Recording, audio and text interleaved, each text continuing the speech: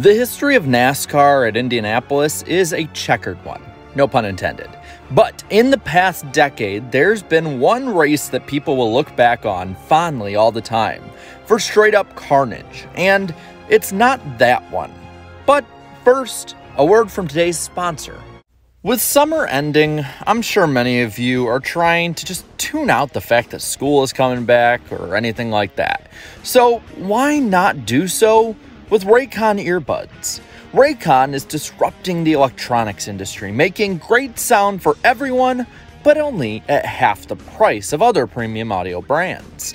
And with 8 hours of playtime and 32 hours of battery life, and seamless Bluetooth pairing, it's a great deal. You can use the tap functions to toggle between 3 customizable sound profiles, noise isolation, and awareness mode. Plus, you can get your Raycons in customizable colors as well, like these beautiful blue ones I got. Raycons are also worn by celebrities like Snoop Dogg. But if you're not happy, then you know what? You got a 30-day return policy you can use. I know that I wear them though when I'm on my runs or working out. So to get your Raycons today, click the link in the description below or go to buyraycon.com/iceberg to get 15% off your Raycon purchase. That's buyraycon.com/iceberg to get 15% off your Raycon purchase. Now, back to the show. The 2017 NASCAR season was one of change, and it would be even more apparent heading into the 2017 Brickyard 400. With new contenders on the rise and old legends fading, the face of the sport was changing for the first time in 2 decades. Kyle Busch would be off from the pole and would lead the field into what could possibly be his 3rd consecutive Brickyard win. And he was off to a hell of a good start. It wouldn't be long, though, before the first bit of trouble would strike the field. Yeah, when he comes in the shot, he's already out of the groove. Not really sure why he got out of the groove. He just overdrove the corner, had some kind of problem, but then once he got out, it's so slick, and these guys here are lucky to get slowed down. But once you get that far out of the groove, Steve, you're just along for the ride. Yeah. This would be a precursor of more delays to come, as the event would be stopped on pit road because of an incoming storm at the same time. This would be the first time since 1995 that the Brickyard race was delayed in any way by rain. The same year that Dale Earnhardt won at the famous facility. But after this lengthy delay at that, there still was plenty of time to get all 400 miles or possibly more in on the scheduled day. On lap 18, they were finally back racing, with Kyle Busch and Martin Truex Jr., the 2 dominant drivers by the end of 2017, on the front row. Busch, though, was trying also to break a year-long winless streak. While there was some position swapping in the pack, it was relatively calm, and everyone made it to lap 30 without any problems as the comp yellow flew. Everyone did their business in the pits, though Chase Elliott would have an engine issue that would need to be addressed on pit road at the same time. The race went on. This time, the trouble possibly brewing came from the leader Kyle Busch as he had a possible vibration. While he was able to continue on, young Chase Elliott's day would go up in smoke by the end of the first stage. Rowdy, on the other hand, well, he managed to lead wire to wire in stage 1. By all intents and purposes, this was looking like another Brickyard snoozer. But stage 2 would soon change this, as again Busch and Truex would lead the field and run away, but it wouldn't be long before more trouble would be found in the back part of the field. See the speeds as they go through the turn. Saw there Larson 165 as the caution comes out again. It's J.J. Yaley this time, looking as though he has had an issue. Also involved the 33 of Jeffrey Earnhardt.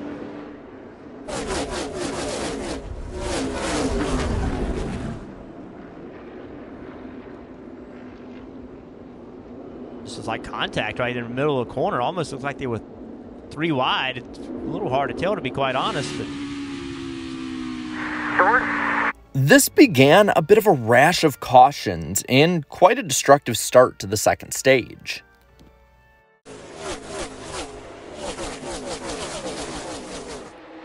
A lot of smoke rolling out. Looks like the 88. Smoke coming out the back. We got run into in the back.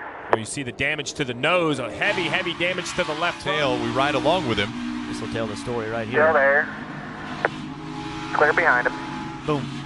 13's going to fill that hole. 13 inside, all stacked up. 2x2. Doesn't seem like it would be coming out the back. We got hard enough hit. Like so many Brickyards before, Dale Jr.'s last would end up being in smoke and continue a horrible final season. But Stage 2 would end up calming at its end, except it wouldn't end without a bit of intrigue. Martin Truex Jr. would finish second in the stage to Kyle Busch again, but the 78 at this point was faster now than the 18. And it'd only get more interesting with the 78 taking the lead out of the pits. So again, the race resumed, the 78 now pulling out in front as Calamity again would strike behind him. Funny. Oh, around goes the 17. Ricky Stenhouse Jr. hard into the inside wall.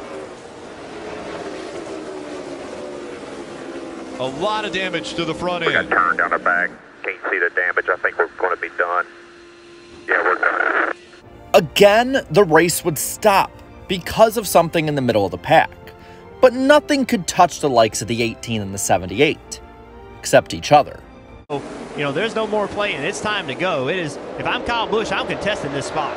Who has the better restart? A drag race into turn one. Oh, Kyle Busch slides and does the 78. They both go up into the wall through turn one. Caution comes out. Lock her down. Heading into one, it was Kyle Busch and Martin Truex Jr.'s race to lose. Heading out of one, they lost it. A rare blemish on Truex's legendary 2017 campaign, and the continuation of a year-long winless streak for Kyle Busch. Meanwhile, back at the ranch, Kevin Harvick and Matt Kenseth would assume control of the race.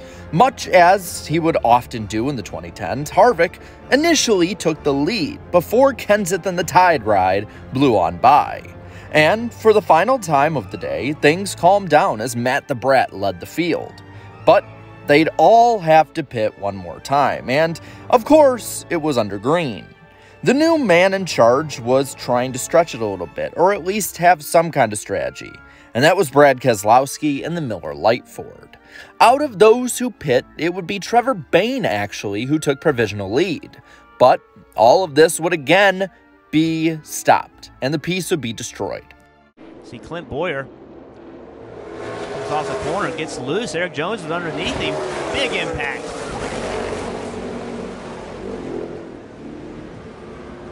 It was around the 14th position.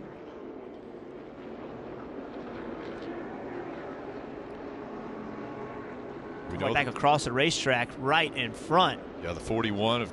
In one fell swoop, half of the SHR fleet was executed from the race, as once more the red flag would be displayed with 10 to go. Because of being in pit road at the time, Kasey Kahne would be the big beneficiary of this wreck up front. As the red changed to yellow, darkness was becoming a true threat. Drivers who were out of the race early, like Chase Elliott and Dale Earnhardt Jr., were already back at home in North Carolina by this time watching the race on TV. And at the track, everybody in the pits, well, was everybody, as the stage was set for a hell of a finish, with everybody having new tires. Geico restart zone. Green flag back in the air. Can he clear him by turn one? Brad Keselowski all over the back bumper of Kasey Kahne as they go through one. Down Back in your brain to when you were winning these races. Wrecking. Oh, into the wall. Right in the front stretch. The 42 of Kyle Larson into the wall, and a caution comes out. Trying to hold it up here. Right in the middle of the front stretch. Flames from underneath the hood. For the 11th time of the day, the yellow would be displayed. This time, it would force the race to go into a green-white checker, though not in overtime just yet. Completely cleared it. Here comes the 48 to the inside. The 48 still smoking. Very wide for the lead as they enter turn three. Brad Keselowski on the outside. Around goes the 48. The 48 blows up and into the wall it goes. Johnson had started the season strong, but after his hard Pocono wreck, it had been a struggle. For a brief moment, the 48 was up front, leading the race as he had done so many times before. even with his motor blowing up. With that, though, came one of the most defining NASCAR moments of the last decade. But that wasn't the end. An overtime, a true overtime at that, would need to be ran. Keselowski on the inside. It'll be 2 laps to go. Kasey Kahne determining the restart. Once he enters the restart zone, he gets a shove behind him. Green flag back in the air. Caution's going to come out. They're wrecking behind him.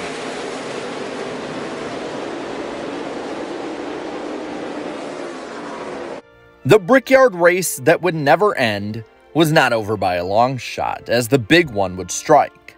With how narrow the front stretch is at Indianapolis, there was just nowhere to go. Add aggressive restart pushing and you have a disaster. But up front, Brad Keselowski would actually get the lead from Kasey Kahne while everybody's eyes was in the middle of the pack. And for a third time that day, the red would be displayed as safety crews cleaned up the mess in the front. As the cars rev back up to life, though, in a bit, darkness loomed as a real threat now to this race. So again, they lined him up and set him off.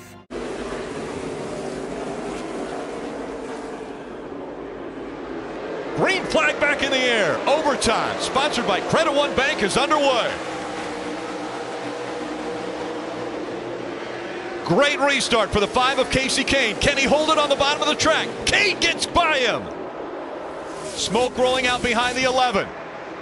Kasey Kahne in front of the 2 of Brad Keselowski. They go down the backstretch. Still smoke coming out of the 11. He gets up the racetrack. And the 11 goes around. They wreck behind him. Did they get to the overtime line? They haven't got there yet. Has the caution come out yet? Now the caution comes out. The race would finish with an Indy record for NASCAR of 14 cautions, and Kasey Kahne would get the victory. In the 2017 NASCAR season, they had some frankly dumb overtime rules where there was a halfway line down the backstretch, and if there was an overtime finish and they passed this with 2 to go onwards, well, then the race would be over. Kahne did, so there was no controversy, though, and in doing so, he qualified himself in the 2017 Cup Series playoffs. This race would be the 18th and final of his career that he would win, and probably one of, if not the most remembered for years to come. This event on the oval would last only 3 more years after this before NASCAR moved it to the track's road course layout in 2021. It would last over 6 hours due to the abundant red flags on this day, and since 2011, this was the most watched Indianapolis race in NASCAR, with 5.63 million viewers, and in the past 7 seasons, including the 2023 one that we're in, it was the most watched NASCAR race on NBC by a wide margin, even compared to the Chicago street race this year. But to Kasey Kahne, none of that mattered, for on that day, he was the star, the victor of the craziest Brickyard 400. But with that, I'm going to pass it on to you. What is your favorite Brickyard 400 or Indianapolis moment? Let me know down in the comments below. While you're at it, leave a like on this video, share this video, and subscribe to this channel for more great NASCAR content. Thank you so much to all my channel members as well for your continued support. And be sure to watch the NASCAR Weekly Podcast tonight on Eric E. Steps channel. It's going to be a ton of fun. So, until then, have a good one.